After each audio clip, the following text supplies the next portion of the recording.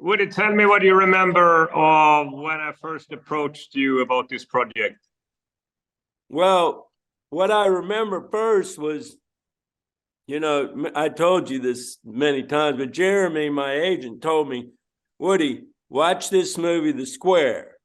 I'm like, okay, so I go to watch it, and I watched like 5 or 10 minutes. I'm like, I call him back. You're out of your mind, dude. What? You've totally lost it. This is terrible.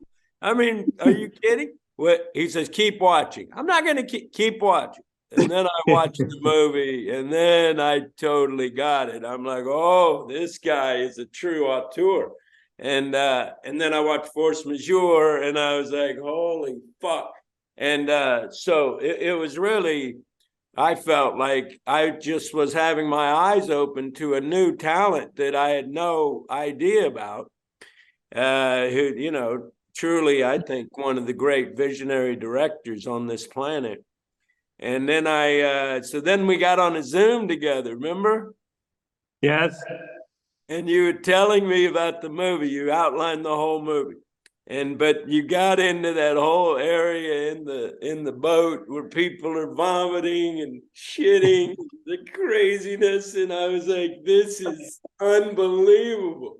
If only he could, if only you could manage to make it as great as it sounds verbally, which of course you had no trouble doing. And that was my first memory. I just was very psyched about the idea, and I thought we had a good talk. Well, can I ask you, was that the moment where you decided, okay, I want to sign up on this project, or when? Well, no, I decided that once I saw your movies. Okay. I don't know if I was playing hard to get, but I decided already. It was because I thought it was when I pitched the idea, like, okay, it's in a storm and we're on a luxury yacht and it's a Marxist captain, and he's like always having the captain's dinner when the weather gets rough, and when all the passengers are vomiting because they are so seasick, he's like ranting political messages through the speaker system. That's when I thought that I had you. Well, that certainly was that made me pretty psyched about it, I will say. No, but I was going to do it before. Now I don't know how you'll ever get rid of me, No, I'm very happy to hear that. I'm very happy to hear that. I will provide for your, until retirement, yeah. That's all I ask. Yes. Provide for my family. I will help you out, no problem.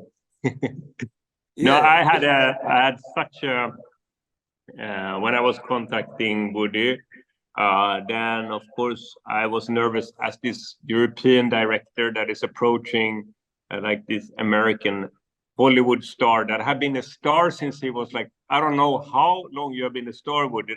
It's always hard to approach people that have been stars for such a long time, because you never know what kind of personality that develops from that, And you can just expect a bucket full of arrogance for sure. Exactly. And the first day that we were shooting in Trollhättan, it was so beautiful, because what happened was that Woody was immediately going and playing basketball with all the locals of Trollhättan, and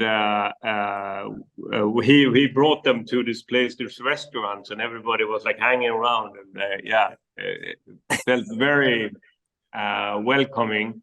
But we were, of course, also a little nervous because the pandemic was something that was hanging in there. We didn't know how serious it was, but but it was such a beautiful experience, because it was such a joy for everybody in the crew and everybody that was around it. So yeah, it was a wonderful experience. So do you usually use that crew, or were there a lot of new people, or what? No, I've been using the same crew now for 3 films. I say that it usually takes 3 films to get to know a crew, Yeah. First time you meet, then you don't know 100% the things that doesn't go the 100% the way that you want them to go. You don't know if it's personal or if it's just one-time mistake. The second time you make a film with them, then you realize, it's repeated. So now I know what are the pros and the cons. And then the third time you make a film, then you can ahead try to neutralize the problems that you have learned that maybe will happen when you're working with the same people over again. So that have been the strategy. But we have never built that kind of, like, for example, Josefin Åsberg built a gimbal on the set where it was rocking. It was definitely the biggest project that she had been doing, and the corridor where we had your cabin and everything like that. It was a bigger project than I ever done with her before, I must say. So there was a lot of factors to that would made it a little bit different, so to speak. You have to tell me what you felt like when you came to Trollhättan and. I couldn't have been happier. I tell you, Ruben, working with you is such a joy. It's so fun. And people talk about a lot of takes.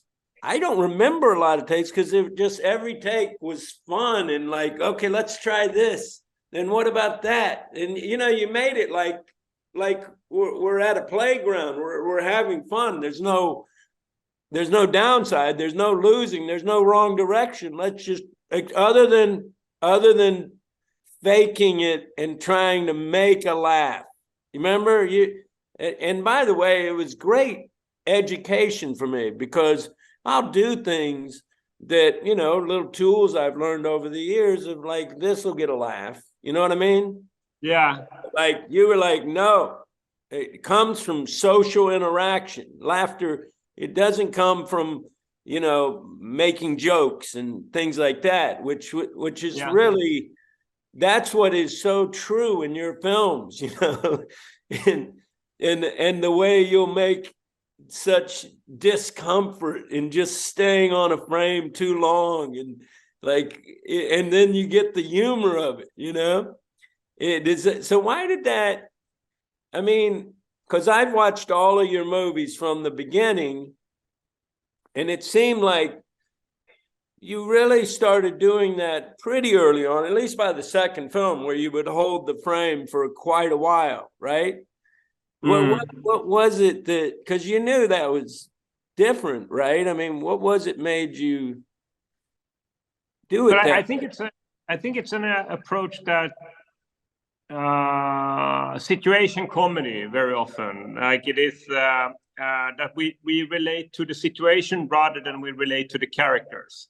So and you try to approach the content from a behavioristic point of view. So it's rather learning about human behavior rather than learning about the different characters. So sociology have always been a topic that have interested me. My mother was a teacher, so she was a fan of sociology, and she was always talking about sociology, like these classical experiments with the milligram experiment when you give electrical shocks to a test person and so on. Right. And what I loved about that was that, you don't put blame on the guy that is giving the electrical shock. You're just saying, if you have a guy in a white coat that says he's a doctor and he says to you to do this, it might be that you actually will do it because you're dealing with the situation. And I think it was a knowledge about the situation, in which way it influences our behavior. That is like the core what I believe in when it comes to directing people. In order to get to know why we can do and behave like we behave, it's knowledge about the situation, the materialistic situation. So a little bit Marxist theories there, combined with sociology, which also Marx was a founder of. And then when you have something that the audience can relate to strongly, then the humor just occurs. Then it's like then it becomes very easy to do something that you can relate to. And what I also love to use is always dilemma. So if you look at the dilemma with the captain, okay, the crew is going to the captain's cabin. They want him to come and represent because it's the captain's dinner. At the same time, they don't want him to be too drunk, but they need to get him up. So the dilemma is, should we bring him up from the cabin because it might be problems, or should we keep him in the cabin? But then all the passengers would ask, where is the captain? So it's a classical dilemma. And as soon as you have a dilemma is kind of interesting to talk about, because a dilemma is something that is easy to identify with but hard to handle. So a dilemma, you have two or more options, but none of them are easy to make, and all of the options will have consequences. So as soon as you can spot the dilemma, then you have some energy to deal with. I think, both for the actors and for me when it comes to writing it. But I always try to do, like, if I don't believe in it, then something is wrong. I have to look at the screen and I have to believe in it. And yeah, then I feel safe. But if I don't believe in it, then I feel like, okay, this is something that is wrong. It's not funny because I don't believe in it. Yeah. And I really, as an actor, appreciated that, because there were times when I was definitely just trying to move to getting a laugh, as opposed to just playing the character for real and allowing the behavior to be, the behavior and the interaction over the dilemma between the characters, that be the thing that causes the audience to laugh.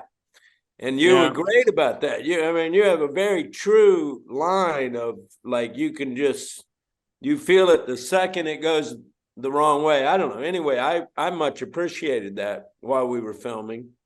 But I also liked when we do stuff and the scene just runs and runs, and you're just letting it go just to see what happens. And there was some really funny stuff. Really funny stuff. Do you remember when we did the captain's speech, the end of the captain's speech, when I was using the gong? I mean, I did this a couple of times, but I was hitting the gong, and I was like having a rant, and like, come on, let's try to push up some energy in this one.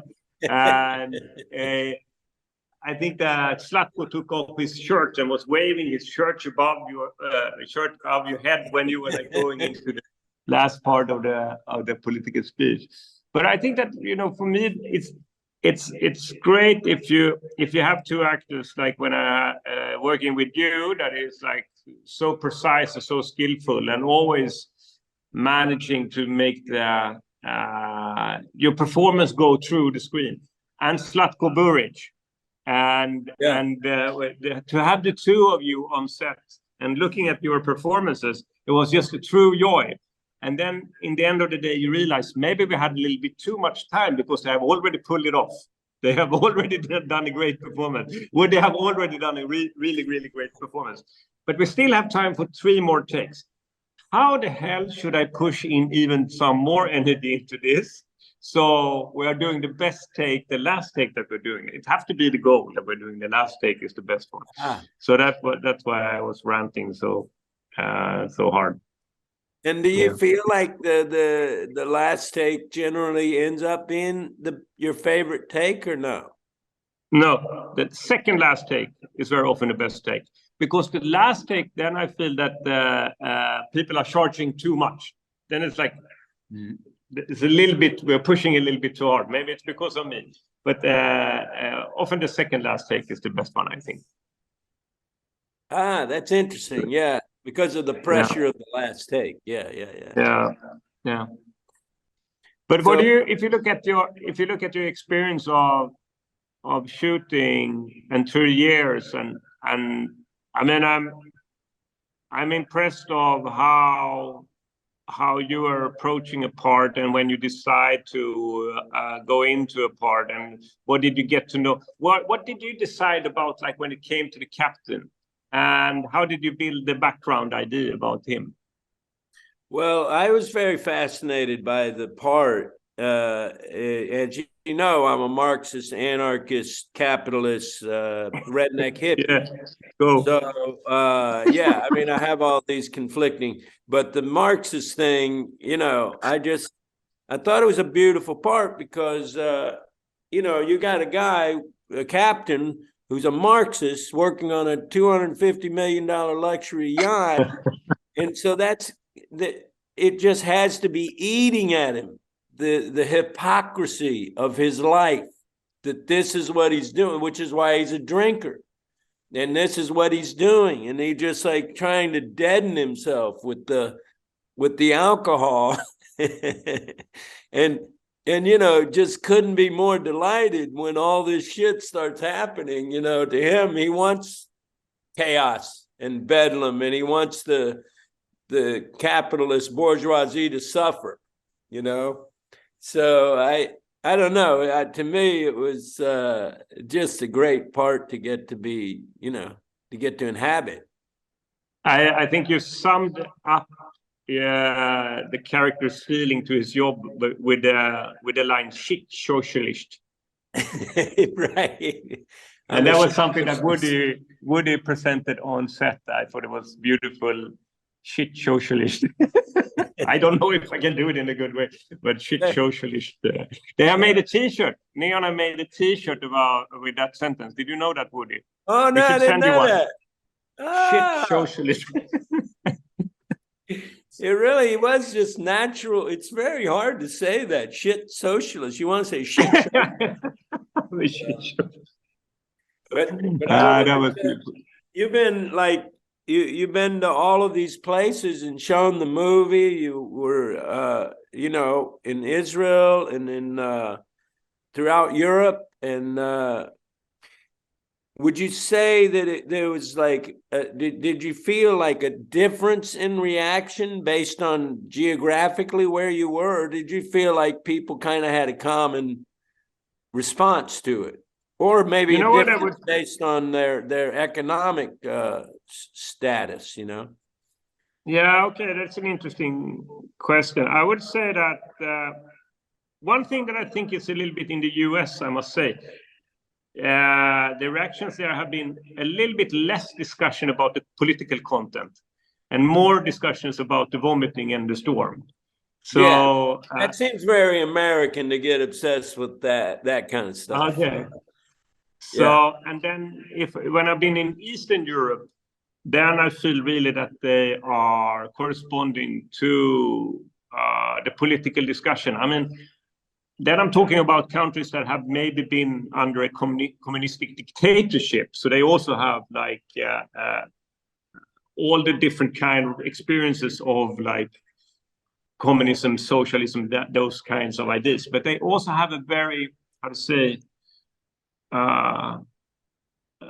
satirical humor, I think, in these countries. They're used to making fun about big political topics and so on, because that's the way that they were dealing with things when they were dealing with a communistic dictatorship.